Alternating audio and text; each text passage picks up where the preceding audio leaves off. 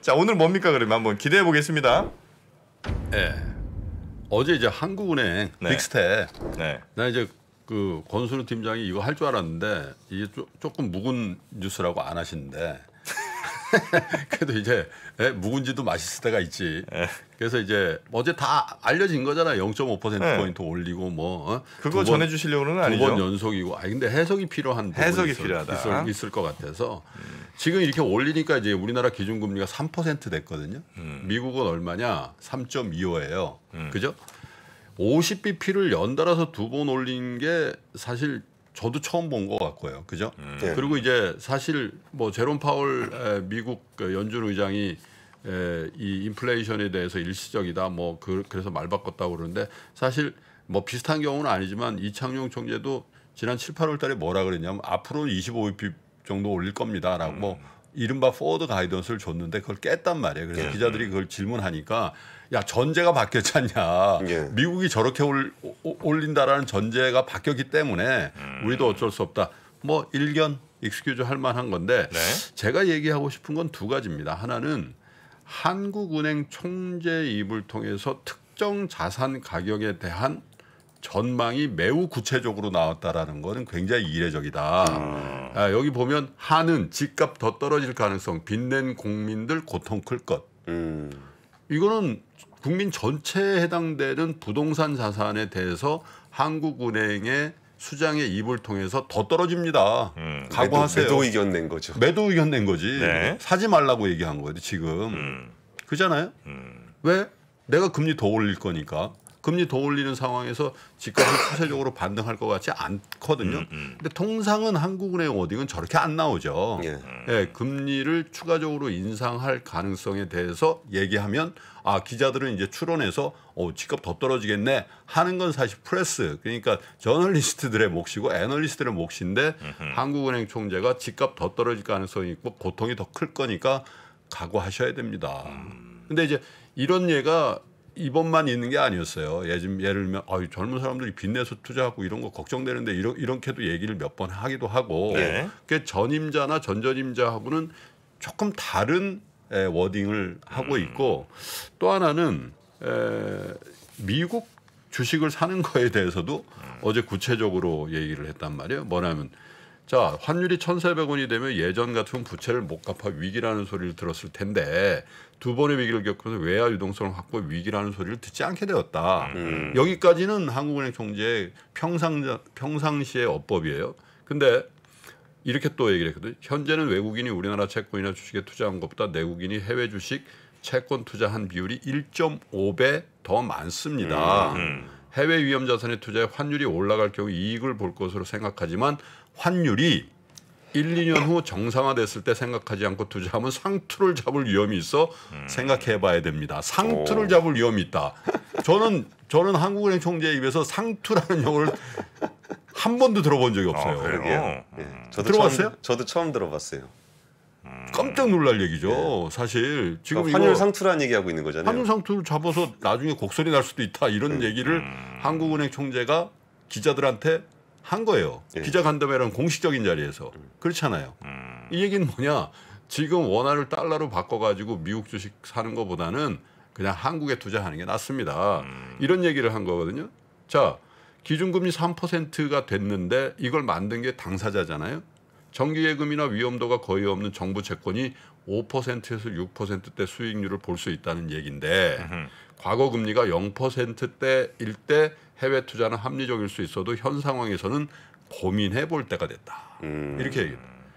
이거는 거의 애널리스트나 투자 전략가의 입에서 나올 만한 얘기를 한국은행 총재가 부동산에 대해서도 환율에 대해서도 또 해외 주식에 대해서도 한 거란 말이에요. 좀만 더 가면 리딩방 가시겠는데요. 아니, 그렇게까지는 또 나가면 안 되지.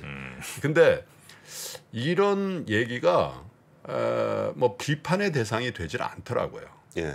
오히려 어제 기자들 분위기나 어제 시중의 여론은 솔직하게 담백하게 얘기했다. 그렇잖아요. 아니, 그런 여론이 더 많은 거 아닌가. 그래서 물론 이제 부담이 될 겁니다. 아마 이창용 총재 입장에서도 집에 가면서 내가 괜히 이렇게 세게 얘기했나 이런 생각도 할 수 있죠. 왜냐하면 1, 2년 있다가 환율이 거꾸로 갔어요.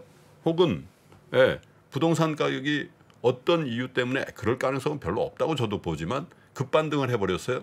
그럼 어떻게 될까요? 그때 집 안 사가지고 내가 그 신란이 이창용 총재 개인한테 가는 게 아니라 우리 중앙은행으로 간단 말이에요. 예. 그렇잖아요. 그래서 야 이게 참 어려운 직업이구나. 그죠?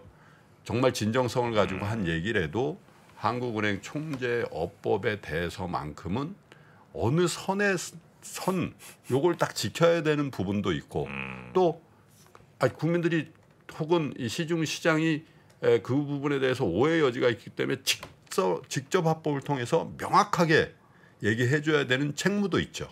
근데 그 선 어디 선가를 어제 기자간담회를 통해서 부동산에 대해서는 더 떨어질 가능성이 있고 고통을 더 감내할 수도 있다 이런 얘기를 했고 1,400원대 환율에서 그걸 바꿔서 서학개미라고 하는 그런 투자를 하는 거는 상투자 볼 수도 있다 이런 얘기를 한국은행 총재께서 총재가 이제 하셨습니다. 그래서 시장은 비교적 우호적으로 반영을 한 것 같은데 그럼에도 불구하고 작금의 이 포워드 가이던스에 대한 일부의 비난도 있었거든요. 문제 제기도 있었단 말이죠. 그때 0.25씩 한다고 그랬는데 또 이번에 빅스텝 한 거 아닙니까?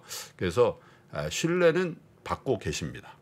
그러나 그러니까 요즘에 기자들 한국은행 출입 기자들 얘기 들어보면은 그러니까 이게 기자간담회를 하게 되면 과거에 그 한국은행 총재 기자간담회 저도 출입할 때 보면은 야 무슨 이렇게 선문답하는 듯한 대화들을 그렇죠. 많이 했어요. 그러니까 여기서 단어를 뭐 승리 다를 뭐 승리 뭐 했는데 요로 바꿨을 때 이거에 대한 의미가 뭐냐 이런 얘기 주로 했었거든요. 근데 이번에 이창용 총재에 대한 그 출입 기자들의 반응을 좀 들어보면은 선생님 같다는 거예요.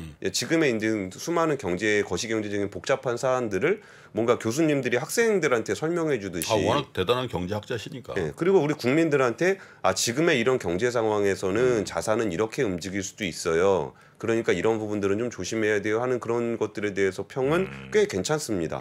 그리고 포드 가이던스 관련해서도 0.25에서 0.5로 올렸던 부분들을 이런 공식적인 자리 이전에 먼저 얘기를 했었어요. 그러니까 포워드 가이던스 나전에 0.25 올리기로 했었는데 요즘에 환율 보니까 0.25를 계속 고수하기는 좀 힘들 것 같아. 그 얘기를 또 이전에 했었거든요. 그래서 지금같이 경제 상황이 좀 복잡할 때는 좀 뛰어난 누군가 워낙 뛰어난 경제학자잖아요. 근데 그런 부분들이 거시경제에서 좀 친절하게 설명해 주는 거가 본인한테는 이게 지금 이창용 총재에 대한 기자들의 여론이라니까. 권순우 기자가 저렇게 얘기하잖아요.